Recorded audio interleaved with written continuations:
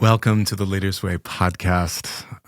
It's the case sometimes in life that you get to meet some of your heroes. And of course, it's a truism that it often doesn't go well, right? That we experience some disappointment when we encounter our heroes. But sometimes we're surprised by how down to earth and how embodied and how wise and how gracious and how even deeper their understanding is than you could have imagined. And this is my experience in welcoming author and essayist Sophfronia Scott to campus. Sophfronia has written an incredible book on Thomas Merton that has been in my heart and in my mind these days. And recently, Sophfronia came to campus to explore the intersection of contemplation and activism with our students. And we had the opportunity to sit down right on campus with Sophfronia and a group of students. And it was just so incredibly exciting and sweet and real as we explored how contemplation, how contemplative prayer, how meditation can help keep us grounded in a moment when society seems to be unraveling in a way. There's violence in our streets. There's protesting. There's violence being done in our name, and I think many are asking, how can we begin to resist? How can we begin to create peace in our world? And what Sophfronia has helped us remember is that we have to practice peace within. There is no way to peace. Peace is the way. And she reminds us this by reminding us of the wisdom of Thomas Merton. She does this as a woman of color, reminding us that for Merton and for all the great contemplative teachers, that social action and contemplation must be braided together. That without contemplation, activism can quickly burn out, can be consumed in anger. Contemplation without action can be selfish, can be disconnected from reality. So I hope you enjoy this really powerful conversation that in some ways is just an extended meditation on these two wings by which we fly, action and contemplation. This is a conversation that's needed more than ever. Sophfronia Scott is a novelist, essayist, and leading contemplative thinker. Her book, The Seeker and the Monk, Everyday Conversations with Thomas Merton, won the 2021 Thomas Merton Louie Award from the International Thomas Merton Society. She began her career as an award-winning magazine journalist for Time, where she co-authored the groundbreaking cover story, 20-something. And she first identified the demographic group known as Generation X. She's also written for people. When her first novel, All I Need to Get By, was published by St. Martin's Press in 2004, Sophfronia was nominated for the Best New Author at the African American Literary Awards and hailed by Professor Henry Louis Gates, Jr. as potentially one of the best writers of her generation. Her other books include Unforgivable Love, Love's Long Line, Doing Business by the Book, This Child of Faith, Raising a Spiritual Child in the Secular World, which was co-written with her son, Tane. I'm so thankful that we got to have this conversation, and I'm so thankful that our own students here at Berkeley Divinity School at Yale were able to be a part of it.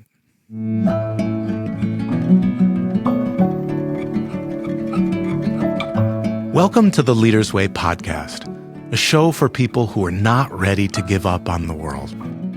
We convene sacred conversations with luminaries, scholars, and spiritual leaders who explore the creative vision needed to lead change in our aching world. I'm Dr. Brandon Nappi, lecturer at Yale Divinity School and executive director of the Office of Transforming Leaders at Berkeley Divinity School at Yale.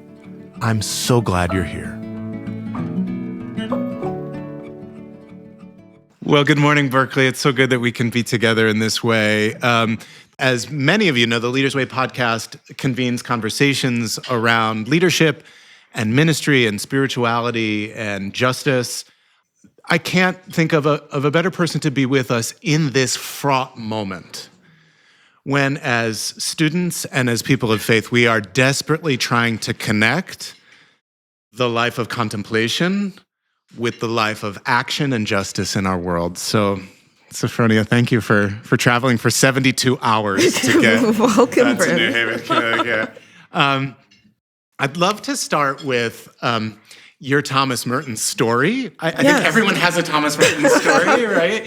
And in some ways, I'd also love you to remind folks that you're not just coming to Berkeley for the first time. This is a kind of welcome home moment. So maybe you'd start with that, your Berkeley story, and then your Merton story. Well, I was just telling Brandon, my son went to high school in New Haven as a magnet student at the co-op, Cooperative Arts and Humanities High School. But I lived in Sandy Hook, so I would drive here 45 minutes and just stay here during the day. And I was working on my Merton book and sitting in cafes. And my friend Lynn Westfield, who is the director of the Wabash Center for the Teaching of Theology and Religion, she said, well, have you met Willie Jennings? And I said, no, I haven't. It's like, well, you should meet Willie if you're going there every day. And we met, and of course, he's fabulous. And one day we were sitting there having breakfast, and he said, how is the writing going? And I said, it's going well, but every time I have to go to the bathroom, I basically have to pack up everything and go. And he said, well, that shouldn't be. I have this study carrel at Sterling Library. I'm not using it. And he whips out this card. Let's go over and see if we can get you in there. And he loaned me his study carrel. And until the pandemic happened, that's where I was writing my Thomas Merton book in Sterling Library every day. And also someone who was a former chaplain at the Divinity School who I met at Christ Church going to morning prayer, and she told me about Berkeley, and so I started coming here for morning prayer. And again, this was right before the pandemic shut everything down. So yeah, this place is familiar to me. Yeah, thank you.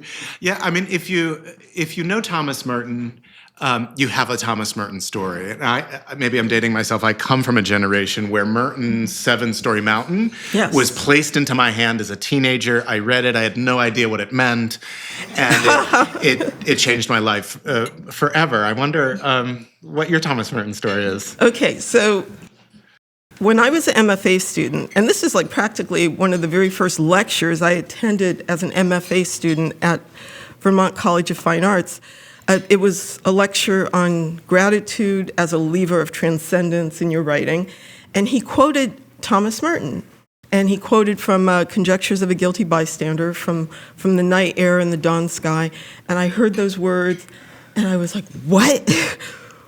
Who is that? What is that? I have to look at those words. Never heard of him before. So I ordered this book from our library. Had to get it via interlibrary loan, had to wait for it. It came in. I practically rushed to the library. I get the book, and I'm even just standing there in the library, I'm flipping through it trying to find that passage, and it's not there. And I think I have the wrong book. There's something wrong. But then I don't know what made me do it. I just started looking at the book in a weird way, and I realized that there were pages torn out of it, and the section that I'm looking for had been torn out of the book. And I'm like, okay, something's telling me, because notice I didn't try to buy the book, right? I said, okay, this is something that I need to really focus on. I need to go get this guy's book. Something is being asked of me. So I got that book, but I also got 7-Story Mountain. And I read it, and maybe this is the creative writer in me, but I felt like there were things missing in that book. And I thought, I was intrigued, but I just felt like there's stuff he's not telling me. And one day in my church's library, I used to be a member of Trinity Episcopal in Newtown, and I was shelving books in the library, and I came across Michael Mott's The 7 Mountains of Thomas Merton. And just in looking through that book, I learned about his journals, and that there were 7 volumes, and that they couldn't be published until after his death, 25 years after his death.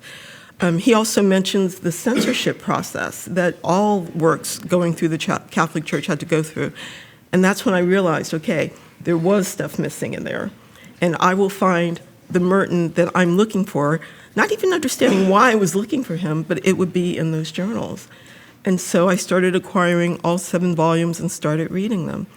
And it was like I'd found a friend, right? Just found a friend, and that we were in this conversation together.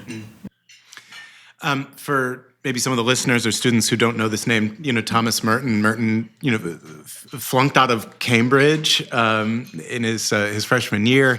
He had lived in Flushing, New York, came to Columbia, studied literature, went on to teach literature at St. Bonaventure's, and of course becomes a monk in Kentucky, writes Seven Story Mountain, which becomes an international bestseller. Yes. It's shocking, especially at that time, that a monk would be a best-selling author, right? And Merton describes Seven Story Mountain as a really immature work, a piece of writing that's missing some important things. And one of the pieces that he later in life said he was missing is this connection between contemplation and action. Yeah. And I know this is a big part of your book about Merton and the conversation that goes through history between you and this monk. I wonder if you could speak a little bit about what you found in Merton's bridge building between the contemplative life and the life of activism. Well, he had to find that connection himself. And, Seven Story Mountain was written before he had his epiphany.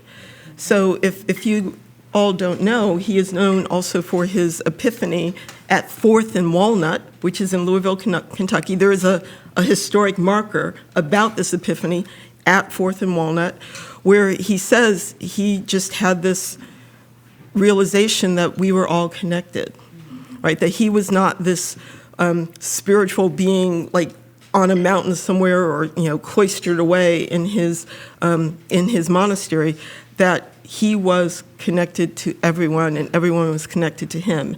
And this wonderful line that how could he tell them that they were all walking around shining like the sun? And from there, that's where his writing started to go from inward to outward, to looking at the world, to thinking about nuclear war, to looking at civil rights, and to realizing that not only did he have something to say about these issues, but that it was his duty to be talking about these things, even though the Catholic Church didn't like him doing so. Yeah, I mean, Merton was talking about race at a time when few monks, when few Catholic theologians, certainly few white theologians, were talking about this. And the FBI was looking into Merton in terms of his writing and his work. And one of the cool things you can do here at Yale is you can go down to the Beinecke and request some of Merton's letters. There's probably a dozen or so, and you can see Merton's work on a typewriter and his editing in his own hand. It's quite amazing. And you could just hold them and pick them up, and it's amazing. And I wonder, in particular, his engagement around issues of race. I wonder how that landed for you as a Black woman, as a woman of faith, as a contemplative, as a writer, as a public intellectual. All these years later, what did that feel like to unearth this as he was doing? Probably in the 50s, I presume. Late 50s, early 60s. What I found striking was how prescient he was on these issues, right? Like if you read Seeds of Destruction is a remarkable book.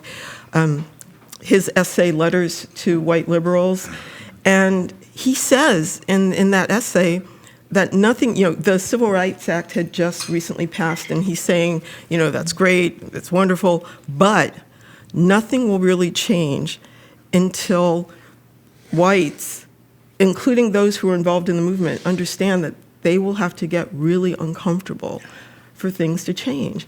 And he didn't see that happening.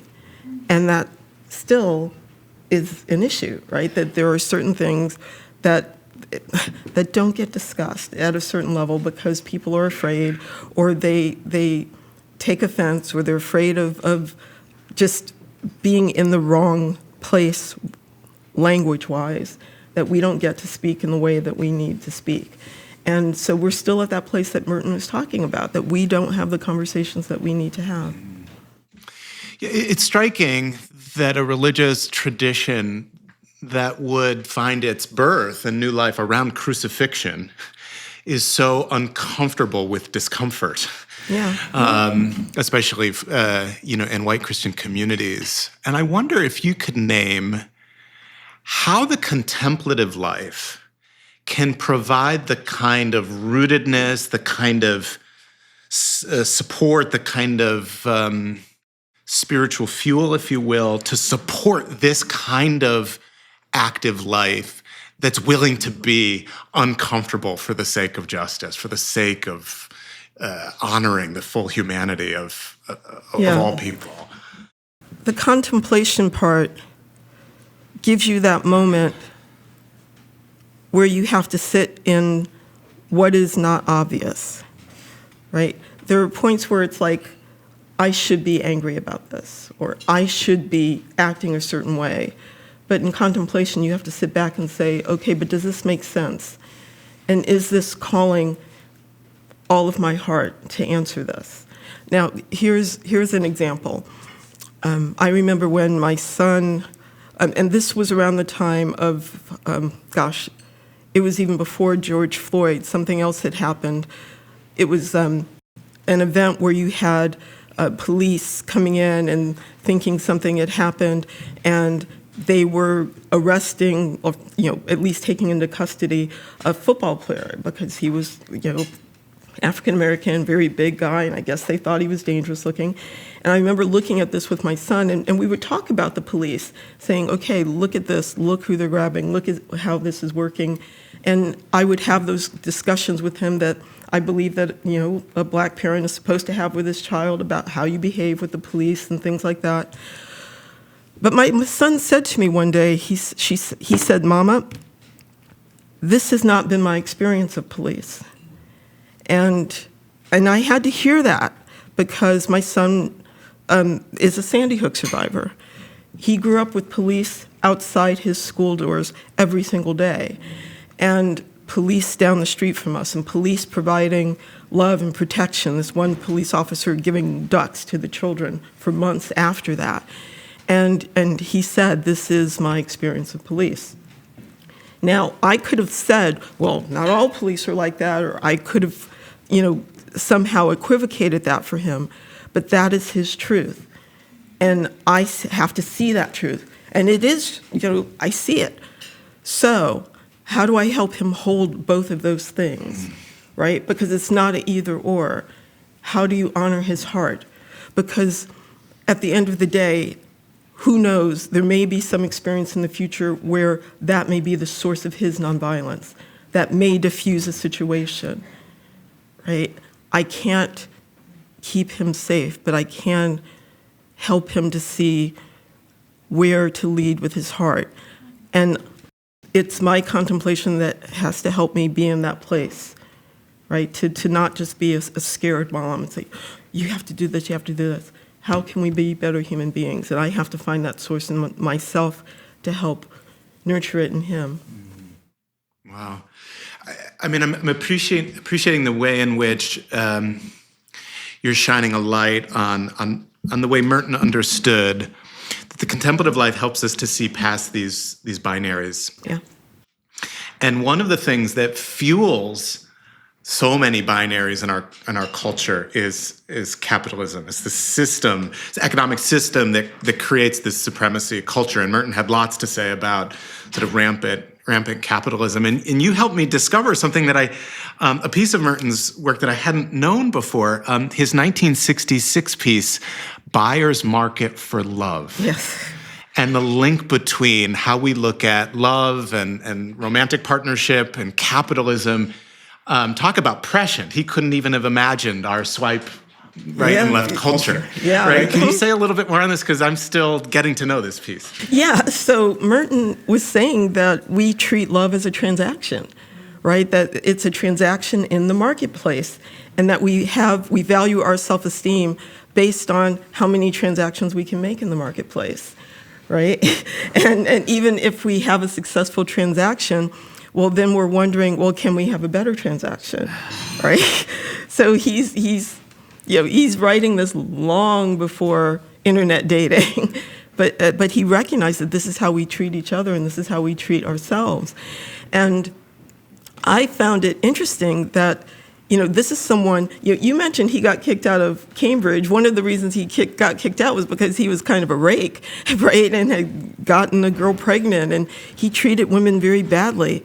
But he was writing this after coming to another kind of epiphany. He actually fell in love, right? And even though he couldn't pursue that love, he knew the value of it, and it made him think about how he was and how he saw love taking place today. And he knew that that was important to write about, even though he knew it might look silly, him being a cloistered monk.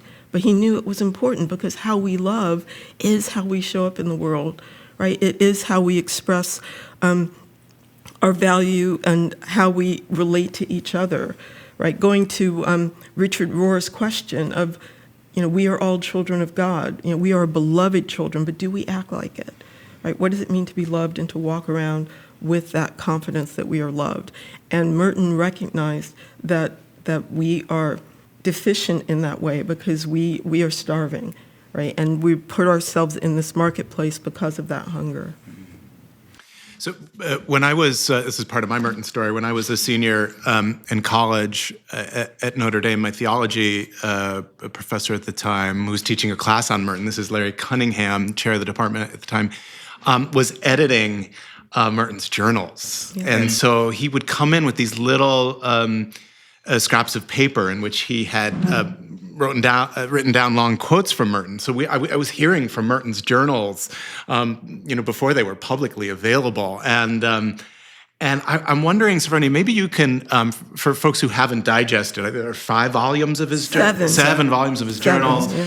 What do you get in the journals that you don't get in the officially published, I presume, highly edited and approved by his by church authorities? Yeah. What do you get from that more unvarnished Merton? Well, first of all, you should know that he was journaling long before he was a monk.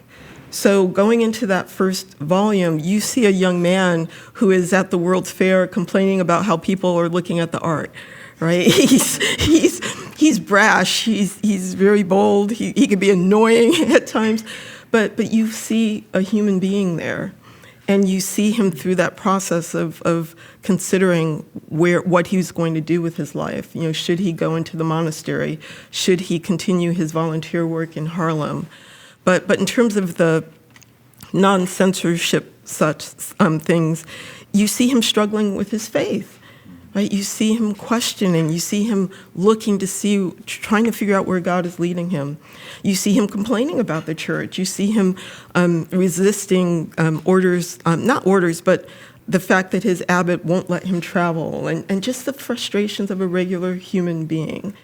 Well, you also find that a lot of his initial writings, things that were published, are drafts in his journals, because he wrote about everything, right? That epiphany at Fourth and Walnut first shows up in his journals before he ever puts it in Conjectures of a Guilty Bystander. It's interesting to see the difference because he expands on it when he finally publishes it, but you see that initial, this happened to me today, right? So I found it intriguing that I felt my relationship with Merton changed as I read through the journals. Like in those early stages, I felt like I wanted to be his mom. It's like, what are you doing? Stop that. You could behave better than this. And then there were times when he felt like guys I went to college with and wanted to argue with them and debate.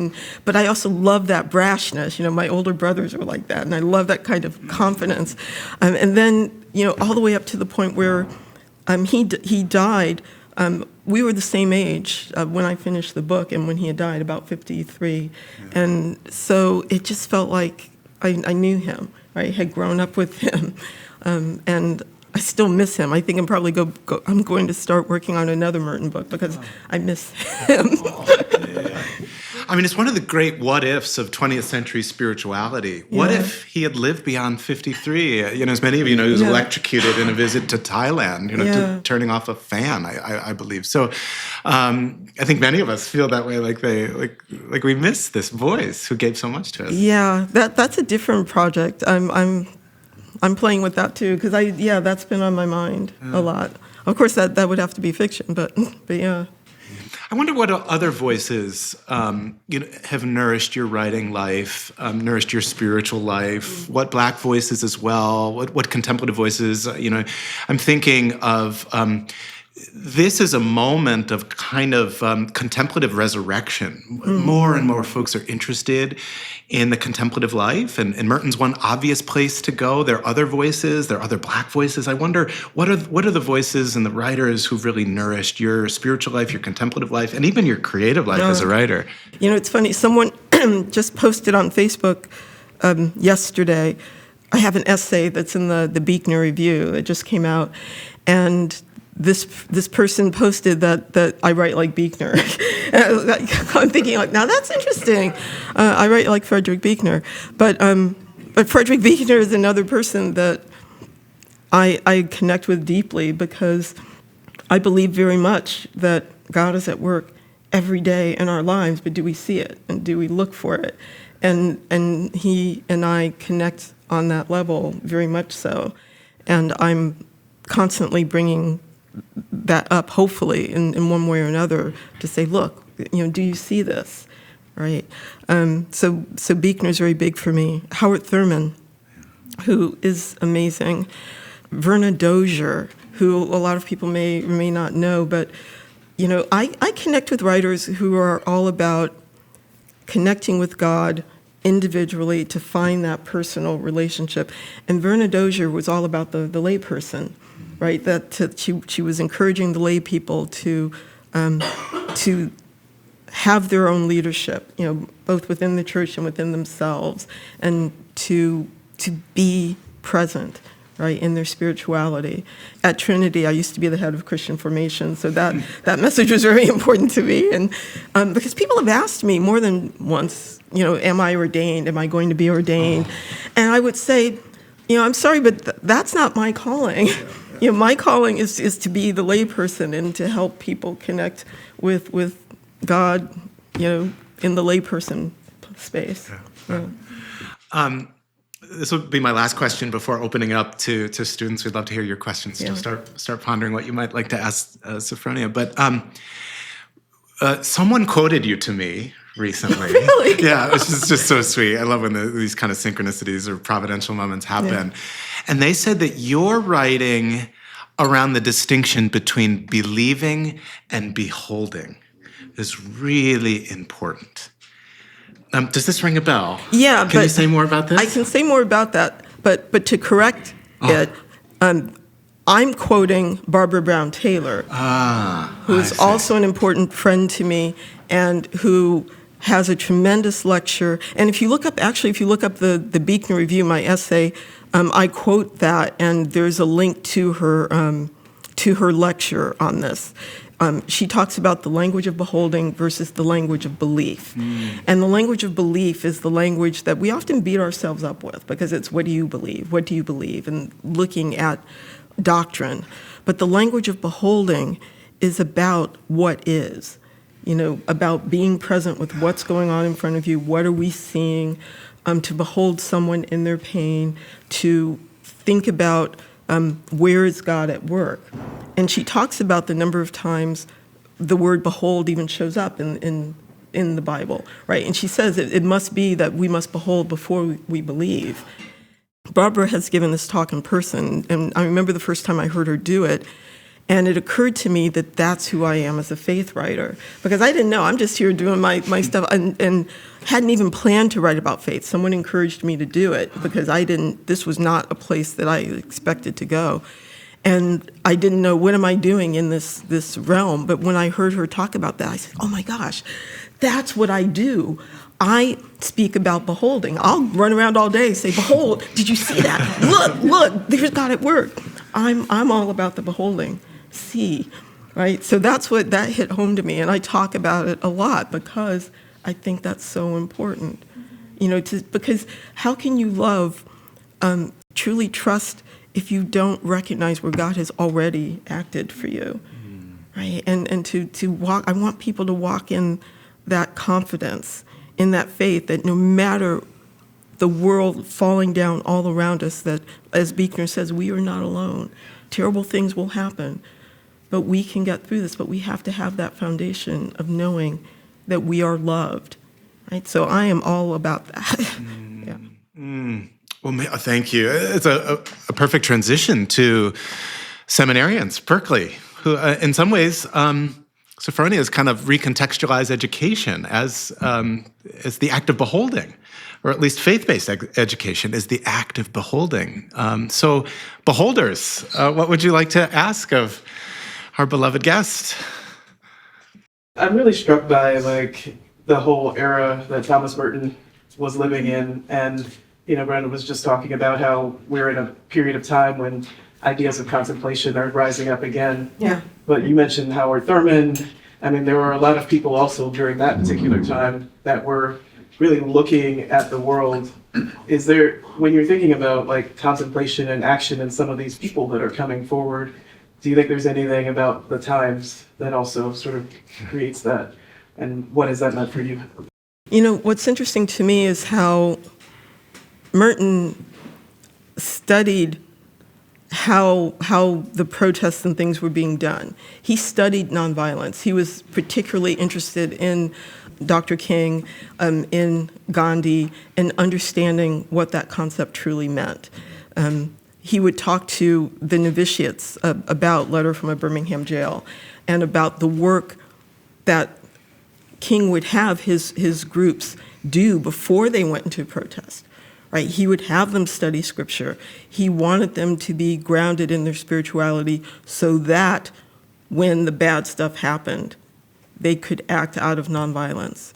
Right? So I'm hoping that this rise in contemplation is about that, is about helping people get centered, knowing that they're going to have to walk into some pretty tough situations. Right, that's my hope, that this is what's going on here, that we are looking for the source of our own personal nonviolence. I was struck by how you were talking about your relationship to Thomas Merton and how you miss him, and that you want to take up writing again for that. And I wanted to ask, so I was struck that has resonance with Thomas Merton's own epiphany, that we're all connected. Mm-hmm. And I wanted to ask you a bit more about writing as a spiritual practice, mm-hmm. and how you think that's writing qua spiritual practice has produced a relationship with this man, and where is God in that? In your relationship to him, and also, if it's not too personal, do you think Thomas Merton knows you? That's a lot of complicated stuff there. You don't have to do all of them, but yeah. It's a series. Yeah. I have a friend who she's kind of like a channeler, and she once said to me that she could see this being around me, that he was in kind of like a cave, like the monks in Asia sometimes they live in caves, and that he's in a cave and there's a fire there, and she said that he's pleased with what I'm doing, but he also wants he wants me to know that he is there and that I can come back whenever I want. So when she said that, I was like, whoa, maybe he does know. Also, if you read the last chapter of my book, I go to Gethsemane, and I go to Merton's Abbey during a time of particular grief. I almost didn't make the trip because my mother had died just a couple of weeks before. And I was going to go there to, do research, whatever, about the book. But at that point, I was so tired that I just thought, I'm just going to go here and be on retreat. And things happened to me there that brought me out of myself in ways that I did not expect. I thought, at the very least, I'm just going to sit there and go through. They give you a little schedule of the monk's schedule of prayer. I figured I will just go through the cycle of prayer every day, get up at 3:30 when the monks are there, and just do that. But I had this sense at some point that this feeling of no, this is not what you're supposed to be doing, and drawing me outside, out into the woods where he walked, and being out in the monastery grounds in a very different way, which I did not expect. I did not expect to go to his hermitage, because that's a very specific place on the property, but things conspired in a very strange way to bring Brother Paul to me, to meet the last living monk who worked with him. And Paul invited me to the hermitage with a gathering. So it was this very weird sense that I was being pulled in to experience that monastery in a very different way. And yeah, there was a point where I was just in tears, because I was just feeling like I wish he was here. I wish we were walking these grounds together. So that was a very strange experience. So I don't know what is there in that, but I pay attention when things like that happen. It just felt very real. And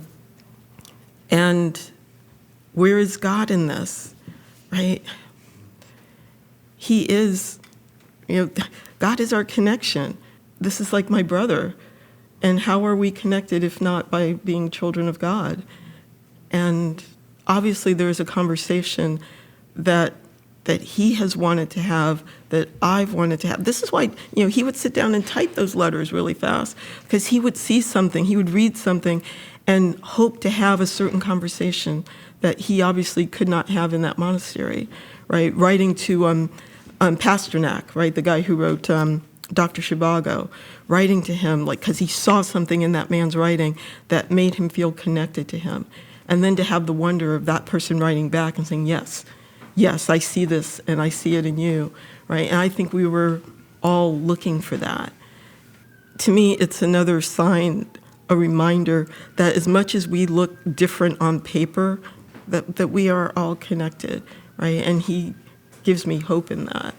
For this next book, I am thinking about relationships and friendships and the way he managed to reach out to so many people, even though he's in this one place. So I'm wondering I just feel like we need to talk about friendship and our connections with each other at this time. That somehow, the New York Times has said we're in this epidemic of loneliness. Why is that? So how can we reconnect, and what does friendship mean? And so those are the things I'm kind of playing with right now. We'll see where that goes. Yeah. What you were just saying is something that I've been thinking about a lot when it comes to contemplation and prayer life, and Berkeley's community prayer life. There was, in the last few months, some conversation online about contemplation and spirituality being separate from religion and separate from a communal setting. And so I'd be curious kind of what contemplation has meant for you as an individual and what's looked like for you in a communal setting, or if your practice in religion in a particular way has informed the contemplation of solitude, but not in solitude. And I know that's something that Thomas Merton also has figured. Yeah. Already.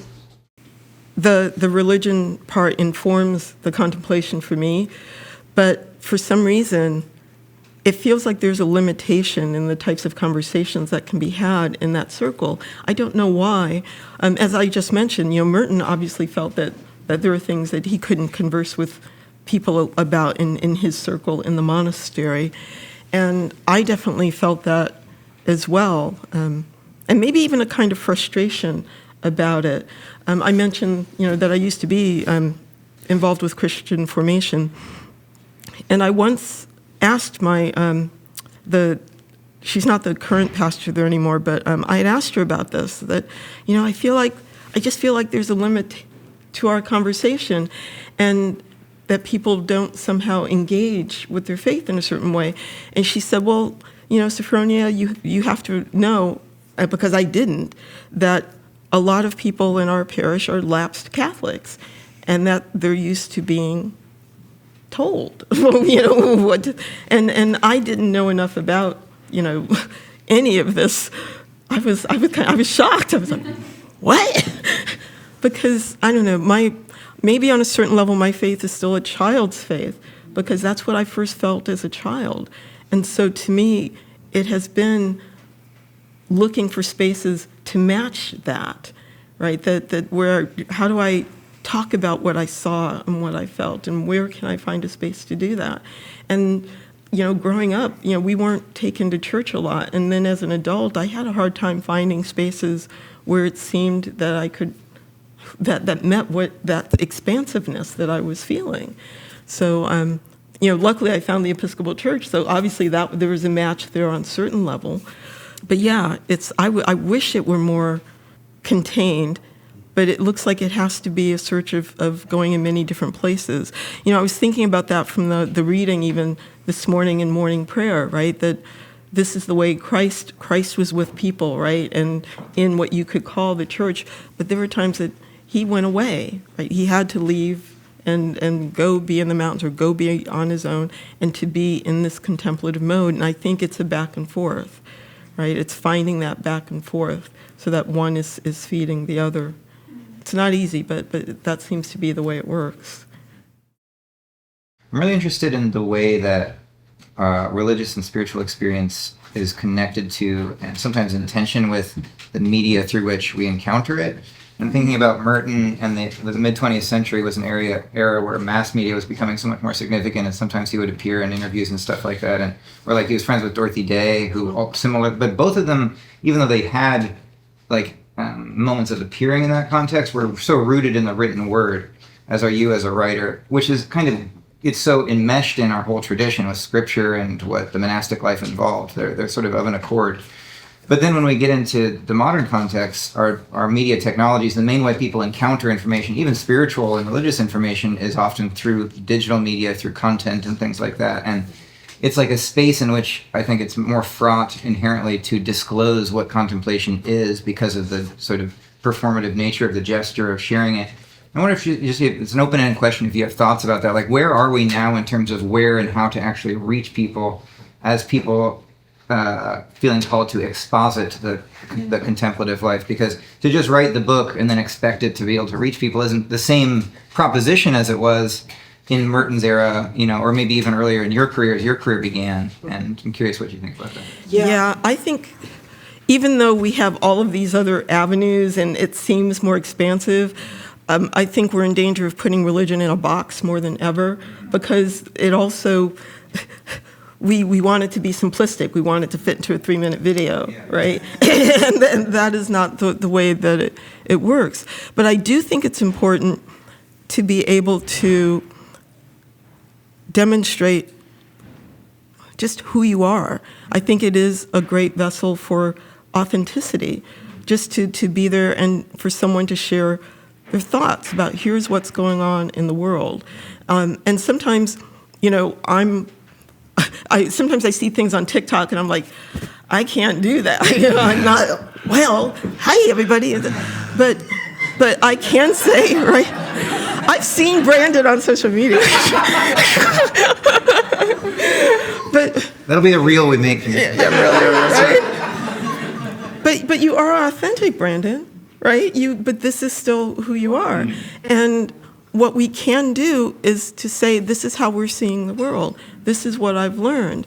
And I think that this is the type of thing where you can't explain to people, you need to go and meditate. But you can say, look, this is what I saw today, right? So, for example, and it's not easy to do because sometimes it goes against what people are thinking. So, for example, when the insurrection happened on January 6th, and people were, very upset, and especially I remember that photo of the man who is sitting in Nancy Pelosi's office, and he has his feet up, on her desk and behaving in the most disrespectful way possible. I made a video and I said, I have to say that when I look at that man, I wonder if this is the one time in his life that he has finally felt powerful.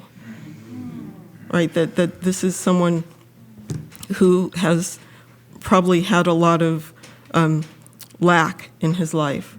And when he talks about how he left a quarter for the stationery, and he says something like, and she's probably not even worth that, then I'm like, okay, then he sees this is someone who has been told life has a certain value.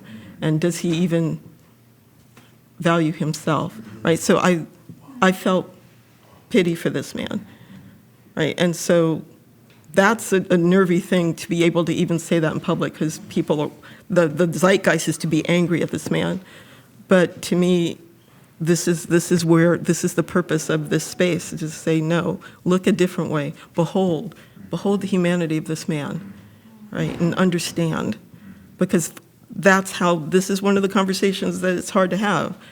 We can't move forward unless we see that this person is suffering as well, and to understand his suffering, right? I have a final question, Sophfronia, and it pertains to creativity and the spiritual life. Everyone in this room is writing. You're writing academic papers right now. You're writing sermons. Nearly everyone in this room will go off and have a creative life. Some folks in the room might be aspiring writers in a traditional way. Can you talk a little bit about your process, your creativity, and any encouragement or words of wisdom for folks who will spend the better part of the next 50 years creating, writing, and using words to behold? Yeah. I would remind you that the Holy Spirit is a creative spirit and a playful spirit, and to take that into your work, no matter how academic or how creative, that to enjoy this process of speaking your truth, right? I think about the Dalai Lama. I think about Archbishop Tutu in the Book of Joy, right? We have so much angst over so many things, but this is something that we get to do. If you can put words on paper, Willie is marvelous at that, especially with your poetry, right? If we can do that, enjoy that, and revel in it, and not be tied up, because if you don't do the words that you're supposed to be doing, then we don't get to benefit. I don't get to read your work, right? You don't get to read the work. So do the thing. Honor your thoughts and words, that you're putting stuff on paper because you have things to say. And that's a good way to be. Trust it. Trust it. Go with it. Yeah. Thank you. Yeah. I see some of Merton's words on the table here. Did you want to close in Merton's voice? Yes, because this is a card that I got at Bellarmine University at the Thomas Merton Center, and this is from the Asian Journals of Thomas Merton.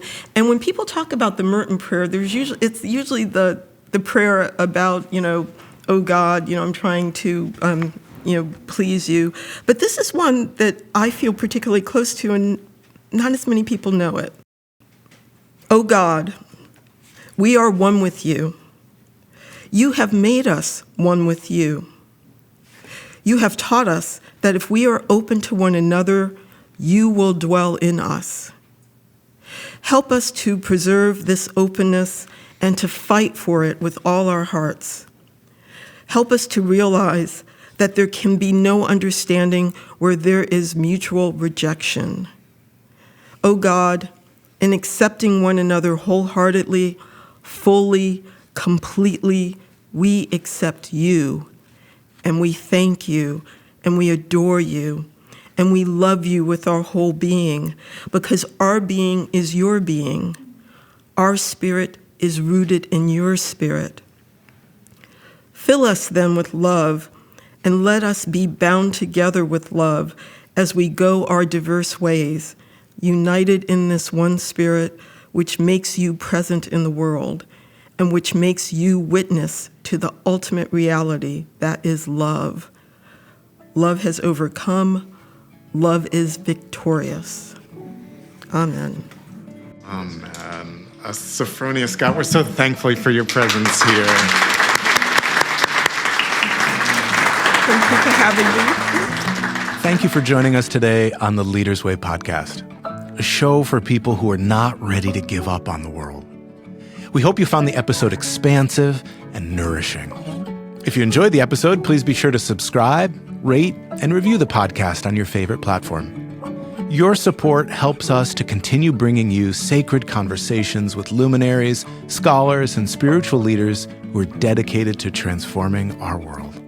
For more information about our guests and to catch up on past episodes, visit our website at berkeleydivinity.yale.edu. Follow the show on Instagram at theleadersway.podcast to stay updated on future episodes and events. Until next time, I'm Dr. Brandon Nappi, walking with you as you lead with courage, wisdom, and compassion.